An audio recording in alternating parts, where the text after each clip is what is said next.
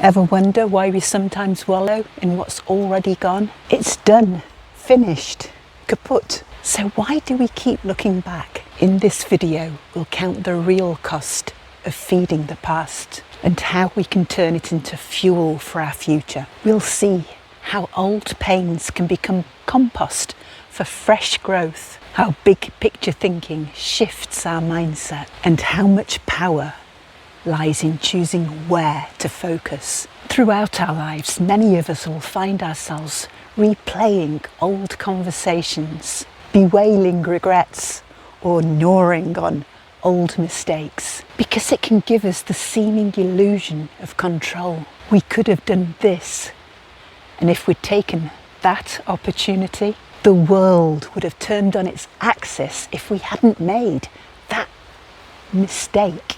It's human. It's what we do. Back in the realms of reality, though, we'll find that it just keeps us stuck. Make no mistake, every minute, every atom of energy we spend is wasted in this pursuit. However much we water a dead plant, it remains dead. So instead, we need to aim to live, learn, and crack on.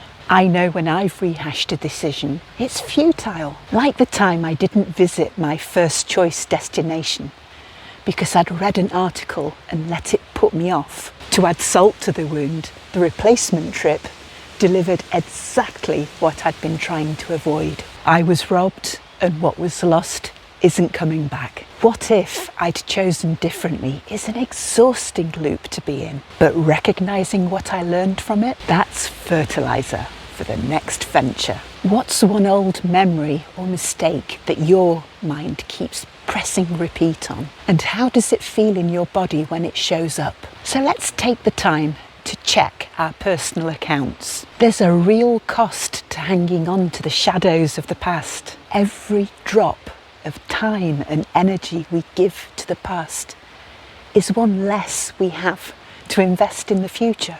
Energy is valuable. It's finite. If 30% is spent replaying, that's 30% less we have to build our dreams. And dreams need our committed resources if they're going to succeed. So let's tighten the purse strings of our energy and spend it more wisely. Can you imagine trying to run a marathon with a backpack of old bricks on your back? You just wouldn't, right? Well, carrying around old grudges, old decisions, old mistakes, old wounds, it's a backpack of bricks indeed. You need to be streamlined and lightweight to achieve your goal. It's grueling, yes, but possible if you only carry what you need. For me, there have been times when I've railed at life for being stingy with rewards, not cutting me a break. Like when I've invested hours of time or acres of energy building a workshop that was barely seen. And yes, it stung at the time, but it also sharpened my focus. It made me clearer about what to try next. This was energy and attention that I could use to push onwards. And really, I need what I've learned from getting it wrong to improve and get it right.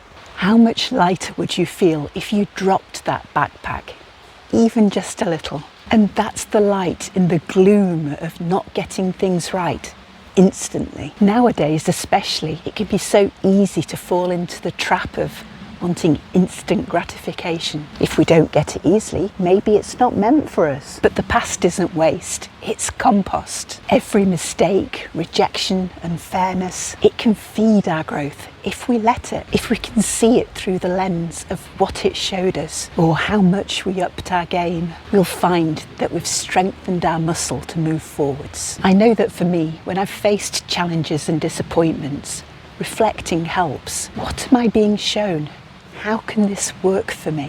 What can it bring me? How can I improve? Like when I created a workshop that got no interest. This was the difference between giving up and getting better. Looking back, I'm glad it happened then because I wasn't ready yet. The setback gave me practice for when the timing is right. When I stop asking myself, why me? And start wondering, what now? It's a shift that can turn pain into progress. Think back, what's one setback that in hindsight taught taught you something that you actually needed to know? Have you noticed how looking at the big picture can boomerang our thoughts to bring our attention right back to where we need it? When we zoom out, we lose sight of all the little stitches that we dropped, and we can see the whole tapestry. And our goal is beautiful. The weight of old niggles fall away as we expand our sights to what we want. The fastest way forwards is to stop slowing ourselves down. When I was at school, I had the poem "Don't Quit" on the wall. It called me to realise that success is failure turned inside out, the silver tint to clouds of doubt. And when we look at challenges through the lens of what can they do for us, the annoyance can be upended. At school, I was studying for my exams. In life, it's been taking stock of a job that's ended, programme that hasn't delivered. Big picture thinking can show us that each delay, each mistake is shaping us to become the person that can actually hold the success that we're aiming for. When we've weathered a storm, we stop railing at being cold and wet and welcome the warmth of being dry, coddled and costed. Over time, I've realised if I want to get to where I want to be, it will be because I've learnt to carry on with little support, setbacks, rejection. After all, it's my dream, my journey. If I want to travel, if I want to channel, if I want to live my life differently, knowing I can manage on my own when needs must makes me strong enough to stand when those times come. And that strength doesn't just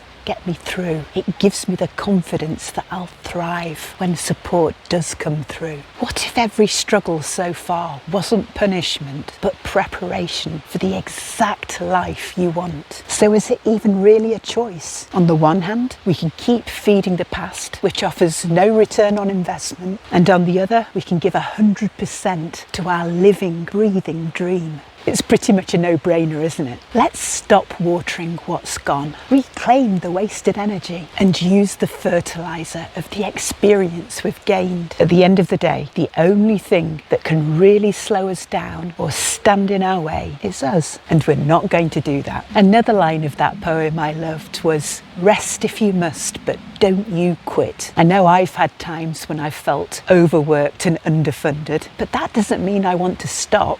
In fact, it proves how much the dream matters, because even on tough days, I still want it. Every ounce of energy you reclaim brings that future closer. So let's not linger on what has been.